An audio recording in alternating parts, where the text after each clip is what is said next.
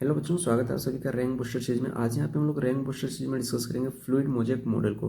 देखो, cell membrane के structure को समझाने के लिए हमारे पास एक मॉडल है, जिस मॉडल को हम लोग क्या कहते हैं, फ्लूइड मोज़ेक मॉडल कहते हैं। बात आपको ध्यान रखना है, ठीक है। फ्लूइड मोज़ेक मॉडल को सिंगर एंड निकोलसन नाम के साइंटिस्ट के द्वारा 1972 में दिया गया। ये पॉइंट हमें ध्यान रखना है, क्लियर है। Singer and Nicolson fluid mosaic model में दो बातें बताई। पहला, lateral movement of protein within overall lipid bilayer, यानी कि सेल मेम्ब्रेन में प्रोटीन की जो मूवमेंट है वो लेटरल मूवमेंट होता है। लेटरल मूवमेंट कहने का मतलब है कि सेल मेम्ब्रेन में प्रोटीन की जो मूवमेंट है ना, वो अप एंड डाउन होती है। कैसे होती है? अप एंड डाउन होती है। और प्रोटीन के इस तरह के मूवमेंट को हम लोग क्या कहते हैं? लेटरल मूवमेंट कहते हैं। बात आपको ध्यान रखना, ठीक है। और सेल मेम्ब्रेन में प्रोटीन की जो मूवमेंट होती है उसको हम लोग फ्लूइडिटी के टर्म में मेजर करते हैं। बात आपको ध्यान रखना है, ठीक है। जैसे डिस्टेंस को हम लोग मीटर के टर्म में मेजर करते हैं, टाइम को सेकेंड, आवर, मीटर में मिनट में मेजर करते हैं, उसी तरह से जो प्रोटीन की मूवमेंट होती है उसे हम लोग फ्लूइडिटी के टर्म में मेजर करते हैं। बात आपको ध्यान रखना, ठीक है। अगर सेल मेम्ब्रेन में प्रोटीन की मूवमेंट ज़्यादा है तो हम बोलेंगे कि सेल मेम्ब्रेन की फ्लूइडिटी ज़्यादा है। अगर सेल मेम्ब्रेन में प्रोटीन की मूवमेंट कम है तो हम बोलेंगे कि सेल मेम्ब्रेन की फ्लूइडिटी कम है। ये बात आपको ध्यान रखना, ठीक है। दूसरा बात उन्होंने बताया कि quasi fluid nature of lipids, यानी कि सेल मेम्ब्रेन में जो लिपिड है उसकी क्वासी फ्लूइड नेचर होती है। बात आपको ध्यान रखना, ठीक है। क्वासी फ्लूइड नेचर कहने का मतलब है कि कुछ पार्ट सॉलिड होता है, कुछ पार्ट लिक्विड होता है। बात आपको ध्यान रखना, ठीक है। और लिपिड्स की क्वासी फ्लूइड नेचर होने की वजह से ये कई सारे कामों में मदद करता है। क्या करता है? कई सारे कामों में मदद करता है। जैसे सेल ग्रोथ में मदद करता है, सेल डिवीजन में मदद करता है, फॉर्मेशन ऑफ इंटरसेलुलर जंक्शन, यानी कि इंटरसेलुलर जंक्शन के फॉर्मेशन में मदद करता है, सिक्रीशन में मदद करता है, इंडोसाइटोसिस में मदद करता है, ठीक है। सिक्रीशन का मतलब जब सेल के बाहर कुछ चीज़ें सिक्रिट होती है तो उसे हम लोग सिक्रीशन कहते हैं। और जब कुछ चीज़ें सेल के अंदर आती है तो उसे हम लोग क्या कहते हैं? इंडोसाइटोसिस कहते हैं। बात आपको ध्यान रखना है, क्लियर है। अब अगर मैं सेल मेम्ब्रेन के बारे में बात करता हूँ तो सेल मेम्ब्रेन का जो सबसे इंपॉर्टेंट काम होता है वो है transport of substances across it, यानी कि कई सारी चीज़ें सेल मेम्ब्रेन को क्रॉस करके सेल के अंदर आती है और कई सारी चीज़ें सेल मेम्ब्रेन को क्रॉस करके सेल से बाहर जाती है, ठीक है। और सेल के बाहर जो चीज़ें जाती है या सेल से सेल के अंदर जो चीज़ें आती है वो एक्टिव एंड पैसिव प्रोसेस से आती है, ठीक है।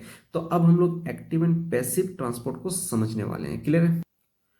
अब एक्टिव एंड पैसिव ट्रांसपोर्ट को समझने के लिए हम लोग यहाँ पे एक सेल्स लेते हैं, ठीक है। तो ये हमारे पास एक सेल्स है, क्लियर है। अब देखो, सेल्स में सबसे बाहर क्या होता है भाई? सेल मेम्ब्रेन होता है। बात आपको ध्यान रखना है, ठीक है। अब देखो, ये सेल मेम्ब्रेन है। अब सेल मेम्ब्रेन के अंदर वाली जो जगह होती है उसे हम लोग इनसाइड कहते हैं, और सेल मेम्ब्रेन के बाहर की जो जगह उसे हम लोग आउटसाइड कहते हैं, ठीक है। और कई सारी चीज़ें इनसाइड से आउटसाइड जाती है और कई सारी चीज़ें आउटसाइड से इनसाइड आती है, ठीक है। जब भी चीज़ें इनसाइड से आउटसाइड जाती है और आउटसाइड से इनसाइड आती है तो सेल मेम्ब्रेन को क्रॉस करना पड़ता है। ये बात आपको ध्यान रखना है, क्लियर है। अब एक्टिव एंड पैसिव ट्रांसपोर्ट को समझने के लिए हम लोग तीन मॉलिक्यूल्स लेते हैं, ठीक है। ए मॉलिक्यूल्स, बी मॉलिक्यूल्स और सी मॉलिक्यूल्स, क्लियर। देखो, ए मॉलिक्यूल्स के बारे में बात करता हूँ तो ये सेल के बाहर भी प्रेजेंट है और सेल के अंदर भी प्रेजेंट है। बी मॉलिक्यूल्स के बारे में बात करता हूँ तो बी मॉलिक्यूल सेल के बाहर भी प्रेजेंट और सेल के अंदर भी प्रेजेंट है। सी मॉलिक्यूल्स के बारे में बात करता हूँ तो सी मॉलिक्यूल सेल के अंदर भी प्रेजेंट और सेल के बाहर भी प्रेजेंट है, क्लियर है। अब अगर मैं ए मॉलिक्यूल्स के बारे में बात करता हूँ तो ए मॉलिक्यूल सेल के बाहर ज़्यादा है और सेल के अंदर कम है, ठीक है।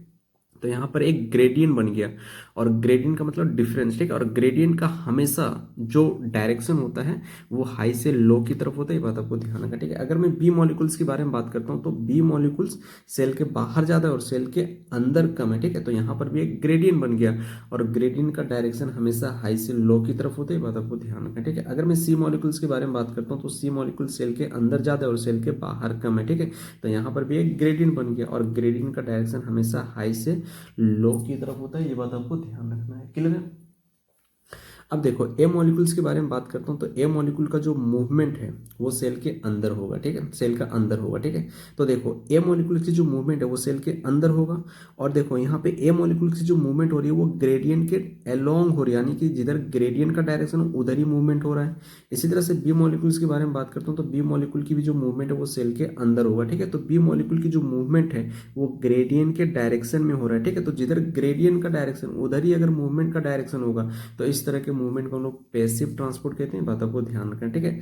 अब अगर मैं सी मॉलिक्यूल्स के बारे में बात करता हूँ तो सी मॉलिक्यूल की जो ग्रेडियंट है वो अंदर से बाहर की तरफ है, और सी मॉलिक्यूल का जो मूवमेंट है वो बाहर से अंदर की तरफ है, ठीक है। तो यहाँ पे जो सी मॉलिक्यूल की जो मूवमेंट है वो अगेंस्ट ग्रेडियंट है, यानी कि ग्रेडियंट के अपोजिट डायरेक्शन में मूवमेंट हो रही है, ठीक है। और इस तरह के मूवमेंट को हम लोग एक्टिव ट्रांसपोर्ट कहते हैं। बात आपको ध्यान रखना है, क्लियर है। अब देखो, अगर मैं सेल मेम्ब्रेन के बारे में बात करता हूँ तो cell membrane non polar nature की होती है, क्लियर है। और जो ए मॉलिक्यूल्स है, है। अब पैसिव ट्रांसपोर्ट में दो मॉलिक्यूल्स, ए मॉलिक्यूल्स और बी मॉलिक्यूल्स, ठीक है। अब अगर मैं ए मॉलिक्यूल्स के बारे में बात करता हूँ तो जो ए मॉलिक्यूल्स है, जो ए मॉलिक्यूल्स है, ठीक है, एक न्यूट्रल मॉलिक्यूल्स है, ठीक है। और न्यूट्रल मॉलिक्यूल्स की जो मूवमेंट होती है वो सिंपल डिफ्यूजन से होती है, बात आपको ध्यान रखना, ठीक है। जबकि अगर मैं बी मॉलिक्यूल्स के बारे में बात करता हूँ तो जो ये बी मॉलिक्यूल्स है ना, ये पोलर मॉलिक्यूल्स है, और polar molecule non polar nature में मूव नहीं कर सकती है। तो बी मॉलिक्यूल्स को मूव कराने के लिए यहाँ पे कैरियर प्रोटीन आते हैं, और इस तरह के मूवमेंट को हम लोग फैसिलिटेटेड डिफ्यूजन कहते हैं। क्या कहते हैं? फैसिलिटेटेड डिफ्यूजन कहते हैं, बात आपको ध्यान रखना है, ठीक है। अगर मैं सी मॉलिक्यूल्स के बारे में बात करता हूँ तो सी मॉलिक्यूल्स की जो मूवमेंट है वो अगेंस्ट ग्रेडियंट हो रहा है, यानी कि जिधर ग्रेडियंट का डायरेक्शन उसके अपोजिट डायरेक्शन में मूवमेंट हो रहा है। तो यहाँ पर भी सी मॉलिक्यूल्स को मूव कराने के लिए कैरियर प्रोटीन आती है, बात आपको ध्यान रखना है। क्लियर है? ठीक है। अब एक्टिव ट्रांसपोर्ट और पैसिव ट्रांसपोर्ट में कई सारे डिफरेंसेस होते हैं जो हमें ध्यान रखना है। क्लियर है?